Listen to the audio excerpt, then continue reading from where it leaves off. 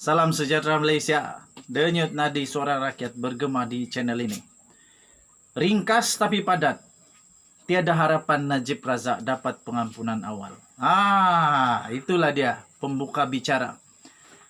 Macam mana dia dapat pengampunan awal? Sebab ikut rasional, dia ada 4 lagi kes mahkamah. 4 lagi kes mahkamah. Katakanlah Najib Razak diampuni untuk kes SRC. Manakala kita semua tahu, maci-maci di tepi pantai pun tahu bahwa Najib Razak masih ada 4 lagi kes mahkamah. Kalau Najib dapatlah pengampunan untuk untuk kes SRC ini, penatlah di Pertuan Agong kali ini.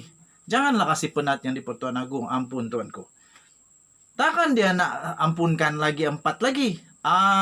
Jadi ada satu artikel yang memang sangat-sangat betul dan saya sangat setuju. Tuan-tuan dan puan-puan, daripada sabudinhussein.com.net. sabudin.com.net. Ya. Tuan-tuan dan puan-puan, sebenarnya untuk Najib Razak mendapatkan pengampunan ini bukan daripada Seri Paduka Baginda yang di Pertuan Agong sahaja, tetapi perlu ada lembaga pengampunan yang perlu dihadapi. Lembaga pengampunan ini terdiri daripada beberapa orang individu yang sangat penting, termasuk Perdana Menteri, lepas itu Peguam Negara, lepas itu satu lagi adalah Menteri di mana Najib Razak telah melakukan kesalahan itu. Tuan-tuan dan puan-puan yang dihormati sekalian, jadi jangan risau atau bimbang dengan pemfailan petition itu. Ia tidak menggambarkan pengampunan akan diberikan dalam waktu terdekat ini, atau dalam erti kata lain, Najib bakal dibebaskan tak lama lagi. Kita tahu, Najib Razak sudah memberikan petition pengampunan kepada Seri Paduka Baginda yang di Pertuan Agong. Dan makcik-makcik di kampung-kampung yang tak tahu apa-apa, kesian jugalah. Seperti diyakinkan bahawa apabila bagi petition itu, dapat pengampunan. Belum tentu. Belum tentu, tuan-tuan dan puan. Malahan pada pendapat saya, mereka sebenarnya salah langkah. Betul-betul salah langkah. Kerana apa? Ini seolah-olah cuba menggambarkan bahawa mereka boleh menggunakan sewenang-wenangnya kuasa yang ada pada Seri Paduka Baginda yang di Pertuan Agong.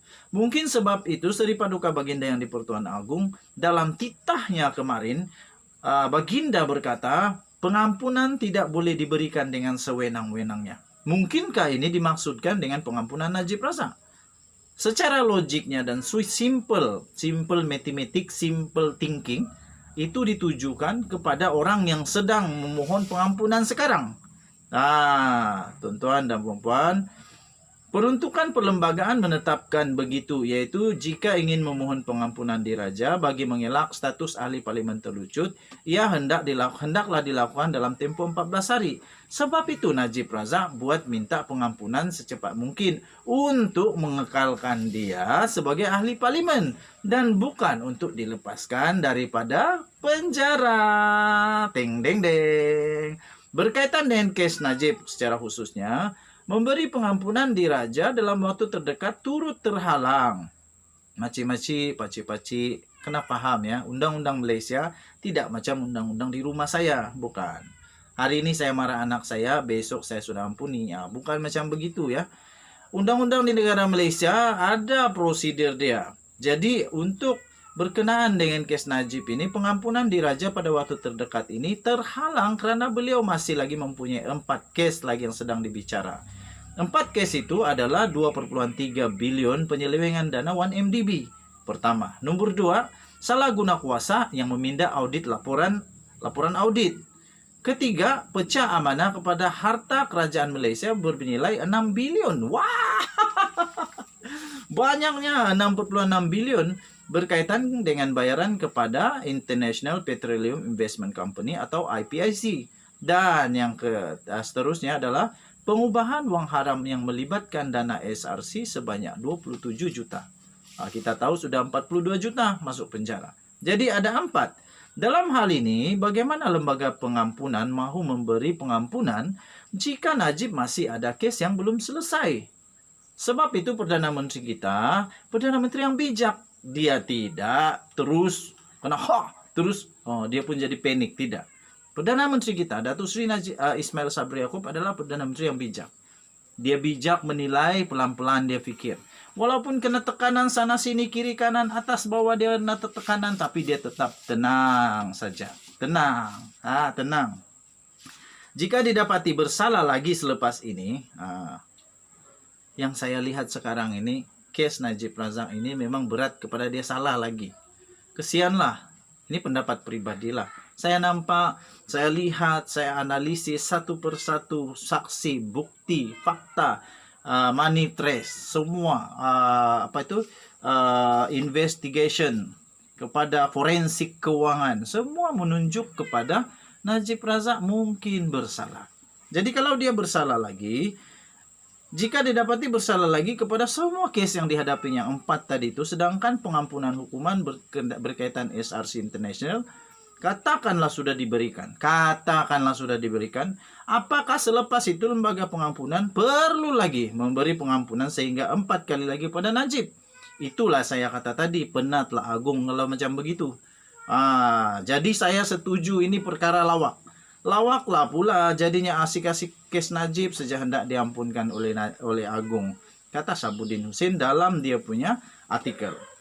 Dan yang paling rasional, ini saya setuju dengan tulisan daripada Sabuddin.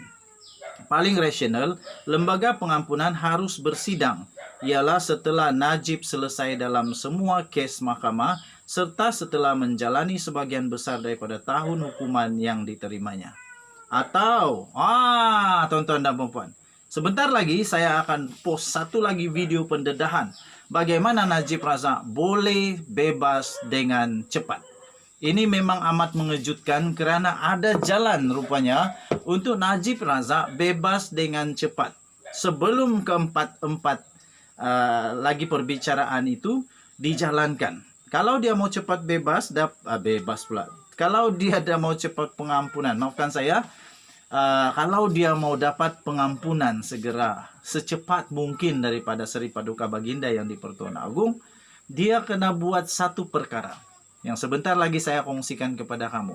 Oleh itu, jangan kemana-mana, kamu terus bersama dalam channel ini, tekan butang subscribe, like, dan share, tekan itu butang lonceng notifikasi supaya kamu terus dapat berita-berita terbaru daripada channel ini. Pastinya, apakah yang perlu dibuat oleh Najib Razak supaya dia boleh cepat dapat memohon pengampunan keseluruhan dan seterusnya ahli lembaga pengampunan itu dapat bersidang, berkumpul, membuat keputusan sama ada meneruskan penjara Najib ataupun untuk Najib Razak dapat diampuni secepat mungkin. Denyut Nadi, suara rakyat bergema di channel ini. Kita jumpa lagi. Bye-bye.